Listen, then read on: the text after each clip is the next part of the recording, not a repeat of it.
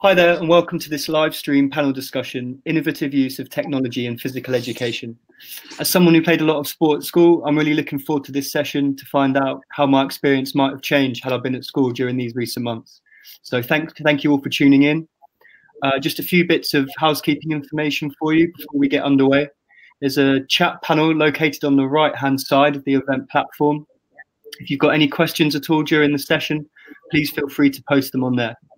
These are being moderated, so there might be a slight delay in your questions showing and being answered, but we'll do our best to get through them all as the session goes on. We're on social media during the event, so if you'd like to share the sessions you're enjoying, please follow and tag us at Guess Education on Twitter and use the hashtag GuessEdTech. That's it from me. I'll now hand you over to Chair for this panel, Niall Statham, Head of PE and a member of the leadership team at Hartland International School. Over to you, Niall. Thank you, Barney.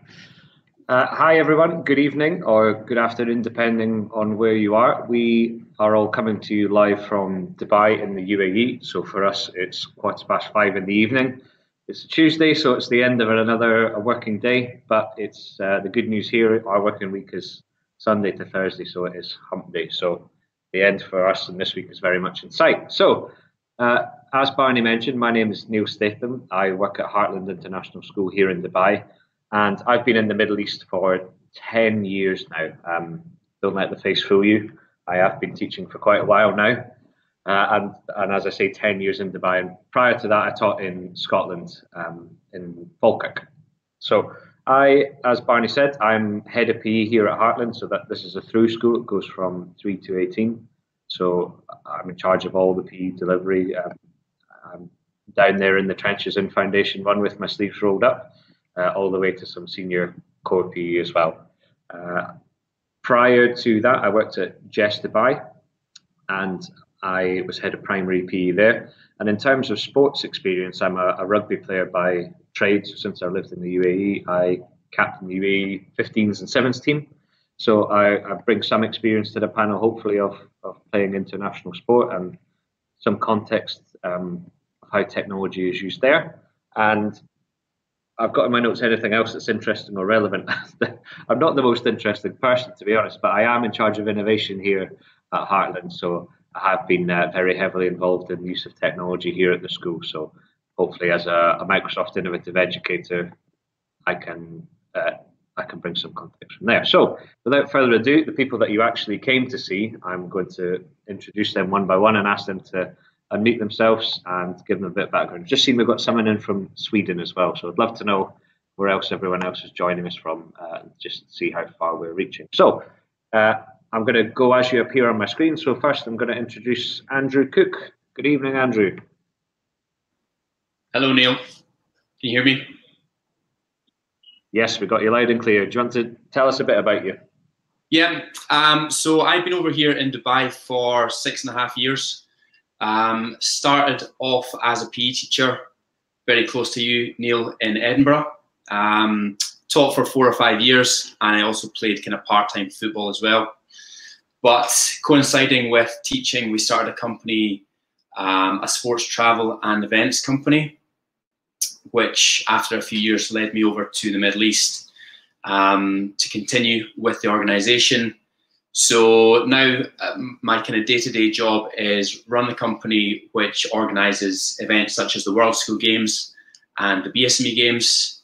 And I'm also a director of a not-for-profit organization called Gulf Youth Sport, which is an online platform dedicated to promoting and celebrating youth sport in the Middle East region. So we have a small in-house media team, and we provide coverage to the local youth sports leagues and the local school sports events and leagues, which take place in and around Dubai, the UAE, and the wider Gulf region. It gives us a great opportunity to network with the people that are our customers and also to add value to the youth sports community. So yeah, I'm not a PE teacher anymore, but I do work alongside PE teachers in schools all the time, and also sports academies and coaches as well. So that's me. Great, thanks very much, Andrew. Okay, next on my screen is Mr. Damian Edwards. Good evening, Damian. Evening, how are you? So like Niall said, I'm Damian Edwards. I'm the assistant head teacher at King's School at Barsha. I originally started off in England, so worked in the Midlands for a bit, then moved to London, and then was moved over to the UAE 5 years ago now. I'm a massive advocate of EdTech, flipped learning and gamification. I'm effectively a giant child. Anything that I enjoyed doing as a kid, I'm like, all right, I need to get that into a lesson. How can I make this more of a game? How can I make it more fun? So that's almost my idea, to try and introduce sort of EdTech and games within sort of lessons. Sporting wise, I'm an ex-professional and international basketball player. Again, a bit like how Niall said, the technology that was available then, it's incredible to now see that stuff sort of 8-10 years ago is now being introduced to sort of my year 7 lessons. The way it's moving forward is incredible. I'm excited to see what it'll be like in the next 10 years. Again, for anything interesting, like I said, massive child, love sport. That's pretty much it. But yeah. Great. Listen, that's plenty interesting. If that doesn't hook people in, I don't know what will. And last but certainly not least, Bekky Britton. Good evening, Bekky. Good evening. Okay, well, I'm going to put you all to shame. I've actually been in Dubai on and off now 30 years, I worked out, which is fairly significant. So I'm actually a fairly newly qualified PE teacher, but I've always been involved in education. So my main background was outdoor education. So starting off in the UK, really, and in the outdoors there, and eventually I found my way back into sailing. Actually, it's something that I did. And I had the great opportunity to come back to the UAE full time. And through that, sort of some of the exposure that I've had to some of the most amazing sort of competition level. So, for example, we've had like big experience with the Louis Vuitton America's Cup, the Fastnet in the UK, and all of those types of different experiential learning that you don't necessarily get in a standard school format. So. From that, I then have been in all sorts of different industries and eventually come back to teaching and formalised my my PE, where I'm a teacher at Anglia International School in Dubai. I've actually been with them for over 8 years. So again, it's sort of I'm a bit one of those that hangs around for a long time, but I always end up in different areas. And my main focus at the moment is one of my main roles is I run all the after school activities. So I have a large reach in terms of how I get across our program to all of our parents and then back to the students, really. So and I'm always a bit of an advocate for something new, so it usually lands on my plate. So the whole experience of virtual learning within PE and the department kind of ended up on my plate and my colleague, who and we had to take it from there. So yeah, that's me. Fantastic. Well, thank you for joining us, everyone. And if you're listening at home or on demand, hopefully we've sold you enough to stay with a really diverse and experienced panel. So we're going to, before we delve straight in, we're going to talk first a little bit about what's happening now, what solutions people are finding to challenges that we face. We're going to talk about how we might develop a strategic plan or think about long-term optimal use of technology, whether it be in PE or whether it be in other lessons.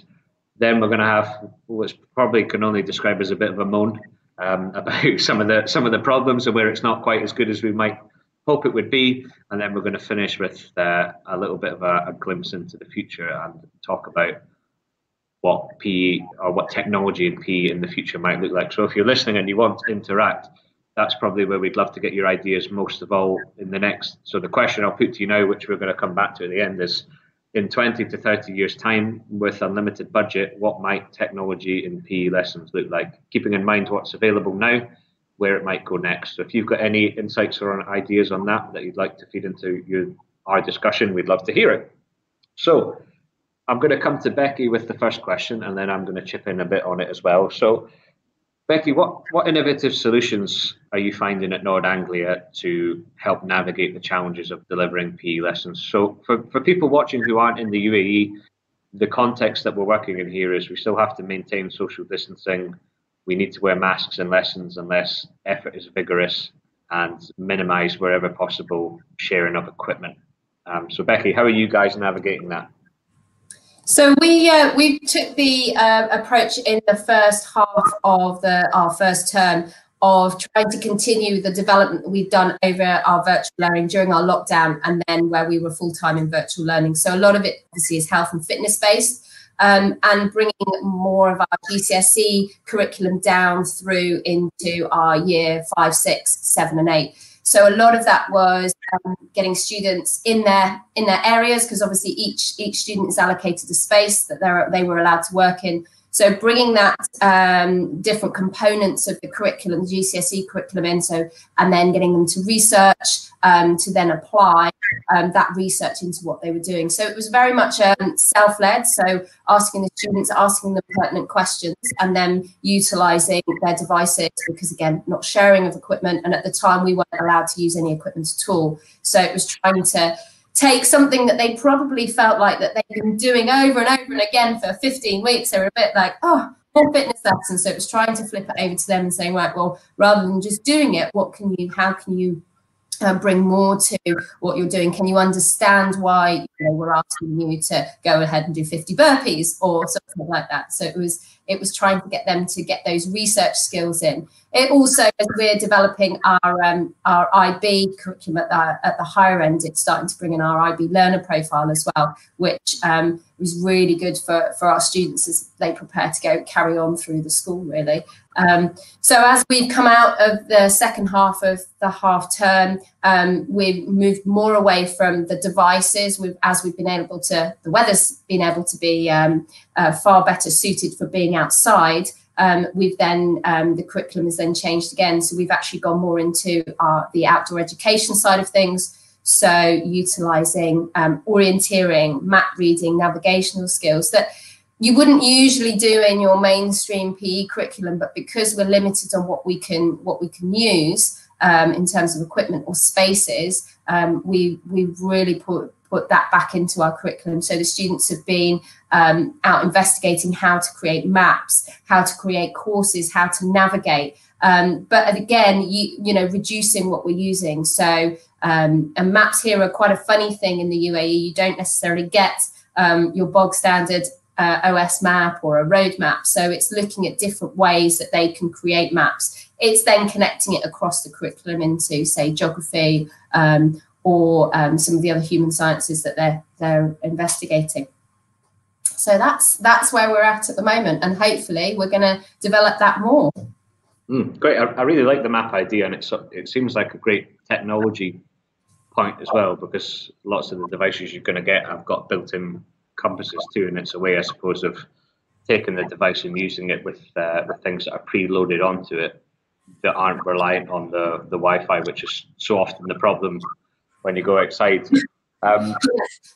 Exactly. For us, we actually, I don't know if anyone else has found this, but this situation has sometimes called for a little bit of a regression in technology, and we found ourselves dusting off the old projector, and when we've got larger numbers of students in halls and it's harder to move around groups, and whereas before you might find yourself just bouncing from group to group and interacting and helping move students, it hasn't always been possible. And we have laptops. Having a laptop sat outside a mat is okay, but not if you're using a ball. And being able to project things, so we actually just got the projector and started beaming things onto the games hall wall, which was actually a very low tech but very effective solution, if you like. Absolutely. I mean, I did a triple jump lesson the other day, and there's no way I'm not at the build for doing a triple jump. So I did exactly that. I'd been using the projector for my early years lessons, and then I projected up some triple jumps, and then we put it into real context. They went from looking and seeing how far they'd run on the projector to go measuring it out and sort of going like, something that, and it's exposing those students to different ways of seeing it. So yes, YouTube is a great resource, and students don't necessarily always use it for their benefit. So by giving them that little, well, look what you can go and find out. You can go and find out how far, somebody's jumped the world record for triple jump. You can break it down. And as you say, taking those very simple tools, we don't necessarily always have to think big. Taking the simple tools and breaking and using those has been great. And we found that, I found that with my early years classes, so I teach reception as well, and getting, sometimes they're a bit sort of, you know, it's that bit red coat, you know, singing along, but you put something slightly different on, or they want to interact with something else. There's so many, you know, utilizing something visual is quite good for a movement or a shape where they can see it, especially if you're in a big room where the sound isn't great as well. Being able to see somebody or a screen has been really useful. Yeah, and I think a lot of schools are still using live streaming as well, and that the preference seems to be more for live streaming than it does for calls, because it does eliminate some of your child protection risks and things like that. But I don't know if you find the same, Bekky, that there's definitely an element of digital fatigue starting to creep in, and it's something I was speaking about with colleagues as part of an EdTech support group about, and we're going to come to this soon, about meaningful use of technology. And I think whilst it's been great that everyone is upskilling and there's lots of good ideas coming out, we don't want to fall into the trap of using it just because it's there to use, especially as things here start to improve. Absolutely. I mean, we found a real shift. So obviously we're all in the same position when we're in schools. We're having to offer that blended learning to the students at home and the students in school. And we found the best way to do that was to live stream. So we actually live streamed the lessons that were going on at the time. So at least the students at home felt that they were still part of their class and their community. But as we found, as we were moving into taking students outside, using different areas without that Wi-Fi access, it really started to limit the experience that students were having at home. So that was a rethink, and we actually reverted back, and we've regressed, not regressed, but we've reverted back to, you know, setting tasks through their online portals that they're using. So for example, for our primary, it's all Seesaw based, and whereas for our secondary, it's Microsoft Teams based, and utilizing the class notebook and interacting that way. Always having a member of staff available and talking and being available online has been essential. But yes, we've had to, you know, again, change the way that we were working and using the technology to ensure that everybody, those at virtual learning and those that are in school physically, are benefiting as well. Yeah, thanks very much, Bekky. And Andrew, coming to you next, you obviously come at it from more a sports perspective. You are in and out of schools, maybe not as much now, but you have been. And you also work with a lot of sports leagues. And I know that through some of your business contacts, you've got links with semi-professional and professional sports clubs in the UK, which form part of your wider network of contacts. What technology are you seeing being used there that might not quite be in schools yet, but might just be around the corner? Yeah, I've actually spoken to 3 different companies in the past few weeks, all of whom have quite a large number of schools in the UK as customers. And I've noticed that there's a few schools here in the UAE that are also adopting either the systems or the software of these 3. Barney, I'm not sure if you could maybe share the slides that I have on these 3, or if I should do it myself. Yeah. So I'm just going to run through a few of these different things, and I'll mention the key features and also try to explain how they're being applied in the PE setting, or at least in the school setting. So the first thing is the VO Sports camera, which is essentially, it's an automated camera which captures the entire field of play, whether that is a basketball court, netball court, football field. It has 2 4K lenses, which essentially allow the entire field of play to be captured. Once the game is finished, you upload the footage to the VO platform, and within 6 or 7 hours, a fully edited video appears. I'm not sure if I'm going to be able to show you. No, the video's not working, but essentially the AI, the artificial intelligence, tracks the ball. So the camera pans left and right, zooms in, zooms out. So it does what a professional cameraman would do, but without needing a cameraman, and in many cases more reliable. The system costs about €2,000 all in, so fairly affordable. And I actually just had a call about half an hour ago with one of the representatives from the company, says that over 100 schools have purchased these systems. So, you know, for certificated PE, it obviously allows match analysis to be done on a fairly affordable budget. There's a match analysis platform which allows teachers to tag players and coaches, meaning that they can see their own highlights. And then because of that, they can then go in and self-evaluate their own performance. And it also allows an individual profile of all of the players' highlights to be compiled. So one, for analysis and evaluation, and two, if the player has ambitions of maybe going on to college, US scholarship, that kind of thing, they have a bank of highlights they are ready to share with prospective coaches. Yeah, it's a really good idea. I have to say, having tried to video rugby games in the past and sort of be slowly panning in and out and sometimes not being fully sure where the ball is at the bottom of a pile of people, and if it's got an easy editing function as well, I could definitely see that taking off. Yeah, I've seen it. I've actually seen it a lot over here with the sports academies, the youth football leagues, and even the amateur football leagues. I see them hoisted up next to the pitch. So yeah, not expensive, and the footage is very good. So that's the first one, and it kind of leads on to the next couple of things I'm going to show. The next thing is Coach Logic, which is collaborative video analysis software. Essentially, this puts the onus for learning onto the students. So it was developed by a couple of guys from the UK, rugby guys, but they have since rolled it out across the schools network and also many of the kind of governing bodies, hockey, netball, that kind of thing in the UK. Again, the match is filmed, the footage is uploaded to their platform, and then the teacher can assign tasks to their students, whereby the students themselves go in and do the editing or the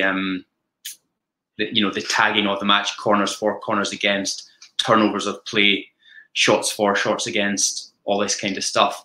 So I guess the beauty is that you're transferring ownership to the students, and because they are so involved in the process, they should, take much more from it, learn more from it, that kind of thing.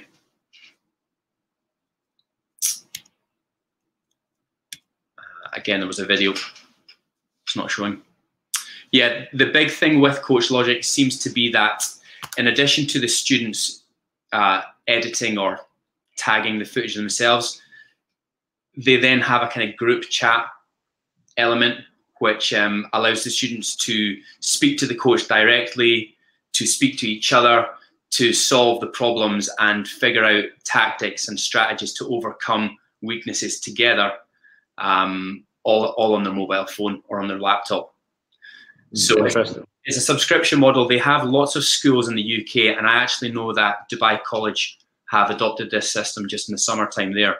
So it does seem to be moving over to our region as well. That's interesting. It's funny because we're actually discussing skills that students need and trying to sort of get out of the trap of what's a 21st century skill and what's not. But creation of content, if you take it from its other perspective, something that we've all probably done at some point over the last 6 months, and every teacher at some point has learned how to edit a video and upload it and curate footage and learned how to film it and figured out what they need to. So it's amazing to think that, by the time these kids leave school, if they've been using footage like this, that's, there's producing media content and then there's producing edited purposeful video as well. What an advantage. So what advantage they'll have over us in the job market when it comes to competing against them. Exactly. What's your third and final? Third and final one is Player Tech by Catapult. So you'll probably have seen these kind of devices on the TV if you're watching the professional football teams training, even the rugby teams as well. They all seem to wear these little vests, and they have the little capsule which goes behind their neck, and it provides GPS player tracking. So in real time, the coaches can see the top speed of the players, the distance covered, their heart rate, the heat map of the players, their work rate.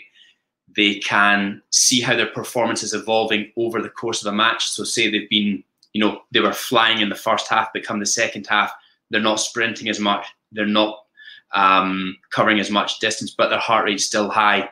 That would suggest that that player is tired, needs to come off, maybe before their performance shows that to the naked eye. So obviously the Manchester Uniteds of this world are using the top devices. They have 3 different levels. And I was speaking to one of the company representatives last week. He says that there's 150 schools in the UK that have bought the systems, and they're integrating it not just with their sports team, but also with their certificated PE classes. So I guess the difference with this one is it's not video analysis, but it is providing multiple points of data that the students can analyze and use to analyze their own performance. Interestingly enough, they actually have something called Catapult Vision, which is a video analysis platform. So it allows game footage to be uploaded and then synced up with the GPS player data. So you're actually able to see what's happening on screen and then compare it to the player's data on the side. I guess it's giving you a more 360 degrees view of what's going on. And the last thing I was going to mention about player tech is that they also have developed something called Catapult Form, which is subjective information. It's essentially the coaches and teachers can modify the questions, and whenever a player wakes up every single morning, they will, using a little slide bar, say how they slept. They'll say how their body's feeling. If they're feeling sore, they can determine, is it their quads, their hamstrings, their calf? If they're feeling unwell, they can say how they're feeling. So again, it's kind of linking up data from on-field performance with subjective off-field data. And interestingly enough, in our current environment, he said that this has particular applications for COVID. So if somebody is feeling unwell and they have developed a cough, the questionnaires can be tailored so that if they have sore head, cough, fever, these can be flagged by the player before it's noticed, and then contact tracing can be done off the back of that. So, it has applications for school and for sports teams that maybe flag and catch instances of COVID or other forms of illness and injury before it's noted. Interesting.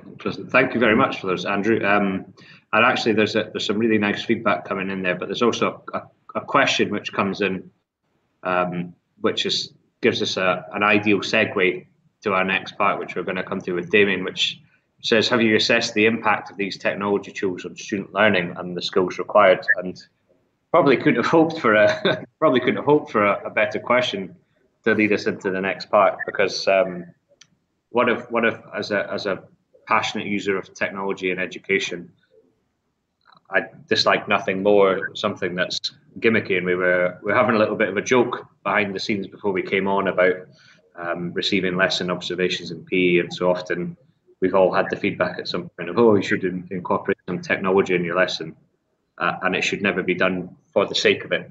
And that brings us perfectly onto Damian's section. So, Damian, good evening again. We haven't forgotten about you. You're going to talk to us about the optimal use of some technology in PE. Yeah, one sec. Let me just pop on my screen share. No problem. You guys are able to see that? Yeah, it's loading up for us now. Just give me a heads up when it comes on. I can only see the presentation screen. You're there. So a bit like Neil said then, we'll talk about the SAMR model. So effectively, how are we using technology purposely in lessons? There's been so many times that I've been guilty of this, where I've used a gimmick just because I thought it was cool. Like when I very first started using video technology, I was like, right, I'm going to get straight in, I'm going to analyze, and it didn't actually affect the learning environment I was creating for these kids. So the SAMR model itself is used across the whole of education. But in this context, I'm going to look at it in PE and how we can sort of break it down to different levels. So what it breaks down is that substitution, augmentation, modification, and redefinition. One of the pitfalls that some people kind of fall into when they look at this model is they almost look at it like it's a ladder or it's a stepping stone. It's actually a scale of how effective the use of technology is within the lesson to be purposeful for the student's learning. And a bit like Niall said then, some of the gimmicky stuff almost becomes a substitution where the technology actually is just a direct substitution. The great example of this is when we're looking at sort of Word. There's no difference between the kid writing on a bit of paper and the kid typing on the screen in terms of what they're actually learning. These sort of apps are just direct substitutes. Granted, it makes it a bit easier to share it, use it, and use it after. But for the learning itself, there's no actual difference from writing on a bit of paper and typing it on a computer.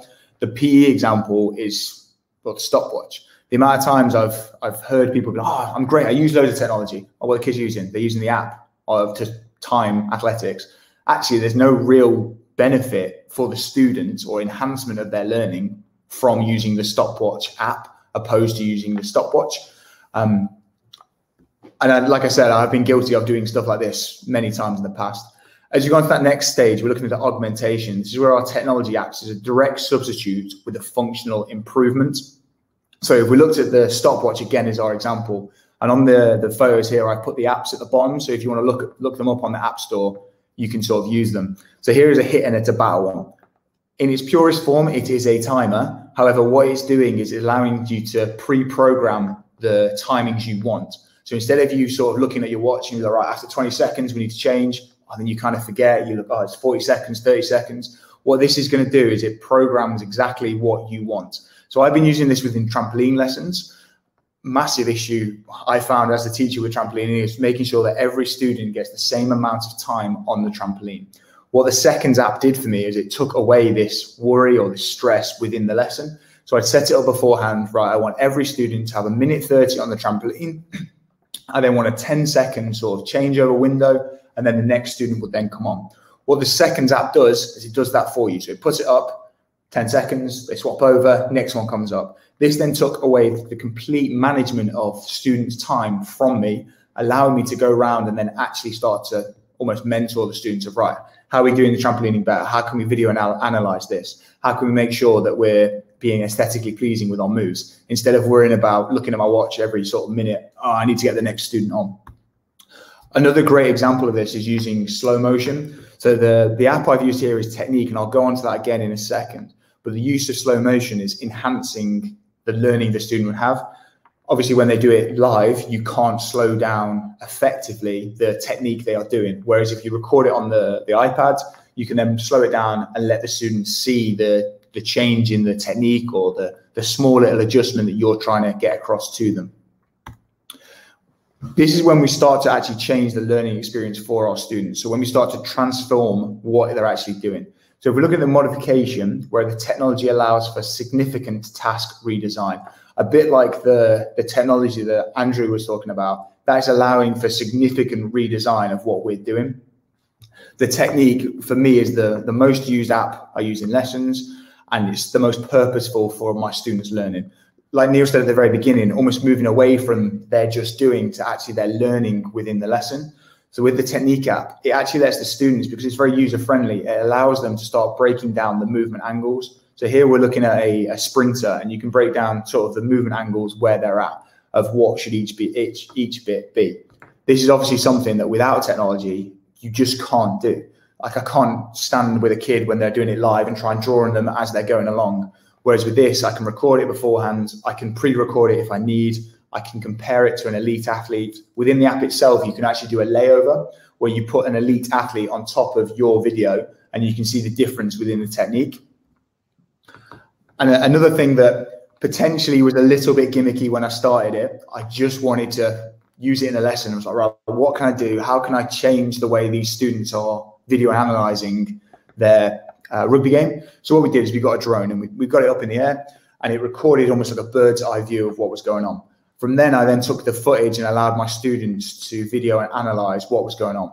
So again, this could link into my second one where it's slightly redesigning the task. However, it's creating an opportunity that the students aren't going to get. It gives them that bird's eye view so they can start to see the space. So in this lesson, we looked at the space they were creating. The drone itself allowed them to easily see what in my head I can see for them. And I'm like, right, I need them to get into that space. Whereas this video analysis allowed me to show them the space that was going on. Right, do they need to make a run through here? Should the tackle have gone in early? Was the pass a little bit late? This allowed me to sort of redesign the task I wanted to do. Finally, for this last bit, so redefinition. This technology allows you to create a new task that was previously inconceivable. So this is a $2 app that was on my phone called Insight. We were doing the cardiac conduction system within the A-level theory lesson. Got the app up and the students can use virtual reality and literally move the camera around. The heart on the phone actually links to your iWatch. So when the students were going through this, they were seeing my heartbeat at the pace it was doing. They could see the blood coming in. They could see the blood going out. They could see the difference between our cardiac output, the stroke volume. They could start to break it down. Within the app itself, it also allows you to create a body and then take the body apart. Obviously, this is something without technology, I mean, I'd go to jail for. I can't take body parts apart and start to look at where the heart is. And again, taking this almost to another level on top of it, I'm quite fortunate that my school has 8 of these VR sets. So the student on the left here, we set up the VR beforehand, and using the Oregon app, what it then allowed us to do is go in, and it's a medical surgery app. So within it, we can then get the body up on the right here, and the student can start pulling apart the different muscles. So when we were doing anatomy and physiology, it created a learning environment that previously there's no way I could have done it to this level or this depth. Within the app, the student can walk up to the body, they can pull different sections off. Obviously here, we've got 3 different levels when we're looking at our obliques, whereas previously it's a picture in a book that just doesn't bring it to life the way this technology and this transformation in the lesson can occur. And just based on engagement is a word I don't like using when I'm looking at lessons, but based on the learning that has been created here, these students were buzzing to be in the class, to be like, oh my God, I've done something today that a surgeon would only be able to see in real life. And they've started to pull different things apart. Again, within this, you can break it down to different levels. We can look at the nervous system. We can look at the blood flow. We can start to pull apart a muscle, and we can see the difference between our type 1, our type 2, and our type 3. And we can start looking at exactly what we're looking at. Again, just allowed me to do something that previously is just inconceivable. When I was at school, the teacher stood at the front and she talked at us from the book. This is something that you could only dream of sort of 15, 16 years ago. Fantastic. And particularly important for me because I can no longer show my own obliques, demonstrate. But I think coming back to some of the things you did there, I really like the point that you made about sometimes where you can see it, and you just no matter how you explain or try, you can't get someone to see through your own eyes. And there comes a point where the physical limitations of demonstration just aren't usable anymore, and you can ask someone to demonstrate something, but without the ability to slow it down, you need something else to be able to bring it to them. Yeah, almost that second one, the third one, where we're more modifying it. You almost get, like you're saying, your expertise out of your head onto a screen that you can slowly talk through it. When obviously it's happening in real life, you can talk through it, but is the student actually understanding it or getting it? Is the clarity there? Probably not. Whereas when it's in freeze frame, you can literally write, this is you on the screen, you're shooting a layup, and we can see that actually your arm is out here, whereas it needs to be inside. Whereas in real life, it's possible, but on a grand scale, it's never going to get through to the students, so they actually learn from it. Yeah, and I think if we think about how how in other subjects you can model, sometimes in sport it's very, very difficult when you can't see what that person can see. And when you think of a player attacking space and how they're thinking ahead of time, you just cannot, you cannot get inside someone's head to explain that. But when you can start to bring in technology like this, you can at least start to present the same picture, the same field of information, and then students can look at that and start to bring in ideas. You can also, when like sports you're not good at, like I'm a terrible tennis player. but technology has allowed me to show Federer in my classrooms of sort of like, right, this is what he's doing, this is how he would return it, how we then linking. That's something I can't physically model. I'm never going to be able to do it. Whereas if I use that, I can show them how it should be and how we can go forward with it. Guys, not technology. Technology isn't the problem. Time is the problem at the moment. We're down to our last few minutes, so we are going to skip the moan. The last thing anyone wants to do is hear me moan. There's Damian, 2 requests coming in for the list of apps and for a copy of the presentation. Maybe for the people who've asked that, I'll try and see if we can get that uploaded possibly alongside. But this will be available on demand afterwards, so you should be able to get a sort of closer view of them. I'm going to have to limit you to 30 seconds each on this. Schools of the future. What is technology going to look like? The unlimited budget, unlimited money. What do you expect might become commonplace in schools in 30 years' time? So we're going to go round the table. Bekky, we'll come to you first. I'm going to claim holographic projection onto either your sports pitch, into your swimming pool, around the track, so it ups you on your slow-mo videos. So you can, and then programmable so that you can create strengths and weaknesses to be able to, gameplay or improve technique. Fantastic. Yeah, I didn't have holographic projection on my list, but I can instantly see how that would be useful. That, tell you what, that moves it a long way from the metal V-shaped standing defenders, doesn't it? Andrew, what about you? I feel like in the not too distant future, there must be something whereby every student's heart rate and basically how hard they're working during the lesson can be projected onto the big screen so that they can see it acts as a motivator. If anybody's slacking, they can get a boot up the bum. Okay, so you're going for, you think that physical activity and wearable technology is going to start to come in more. Yeah. I think you could be right there. I think perhaps not too distant future, gone are the days where removing your watch is the first thing you do when you come to a PE lesson. Because if someone asked me to exercise and I wasn't allowed to wear an Apple Watch when I was doing it, and I couldn't demonstrate to someone else that those calories had been burnt, so I could eat that Mars bar. Isn't the term, well, if it's not on Strava, it never happens? So you're going to start telling us that one as well. So if it's not on Connect, didn't do it. Yeah. Damian, what's yours? I kind of like Becky's idea. I kind of want to steal that. Like, you can go into an environment and you can change what was happening. Imagine if you could create your basketball sports hall into like an NBA stadium, and all the kids could hear like the crowd as they were chanting. But then the other one would be like the Iron Man idea. He has he pulls it up off the table and it becomes like a 3D model and starts to look at like the biomechanics of how you were moving and how you could break it down into different planes. I'd really like to go through that in a lesson. Interesting. Okay. My one is, there's a company that's working on this at the moment, but I think we're going to see LCD floors in games halls. There'll be a way of putting a glass layer on top, and I've got this vision in my head of teachers having a tablet where they can change the layout on the floor, so you can easily switch from a basketball court to badminton. You can draw markers on the floor in real time. You can draw a line of run or attack for a student and say, right, no, you're in the wrong place. This is where the space is. Get moving into that area over there. And then perhaps players will be able to leave foot trails on the LCD so you can track their movement across the set play. And the potential for development and improving knowledge and understanding from that, I think, could be massive. But Barney, I think you're still there behind the scenes, or Danny, I'm not sure which one of you is still with us, but I'm conscious that we've hit our time limit. So before I hand back over to the team at guests, I want to just thank Andrew again, thank Damian, thank Bekky for giving up their time today, and thank everyone who attended, whether it be live or whether it be on demand. I hope you've enjoyed the session today and that you found it useful, and hopefully it's given you some ideas of either where you could involve technology in your lessons or inspired you to go out and try something new. And I would say it, and something that probably everyone will echo in their sentiments, is that don't beat yourself up if it doesn't work the first time. Whenever you want to learn or adapt or improve use of technology, there's going to be some failure in there. There's going to be some challenging times where the internet lets you down or it doesn't quite work the way you want it to.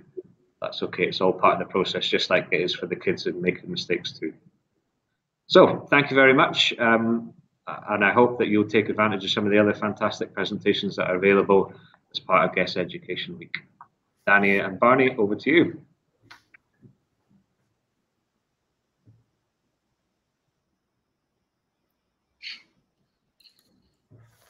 Questions, please send an email to marketing@guesteducation.com or put it in the chat box on the right-hand side. You'll also be able to connect with all the speakers directly through the virtual event platform. You'll be shortly redirected to a short survey once we end the session, so please let us know what you thought. If there are any topics you'd like or suggestions of speakers you'd like to hear from, we'd love to hear your thoughts. A big thank you once again to our fantastic panel and you, our audience. Take care and bye-bye for now.